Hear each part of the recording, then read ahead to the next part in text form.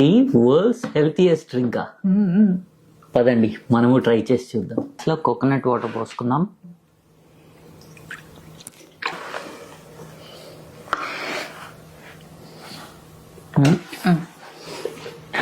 దాంట్లో లెమన్ పిండుకుందాం.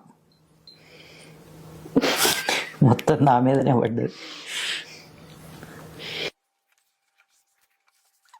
దాంట్లో కొద్దిగా హిమాలయన్ పింక్ సాల్ట్ వేసుకుందాం. సాల్ట్, హనీ వేసుకుందాం.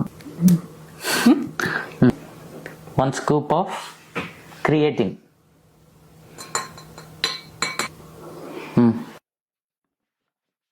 Cheers.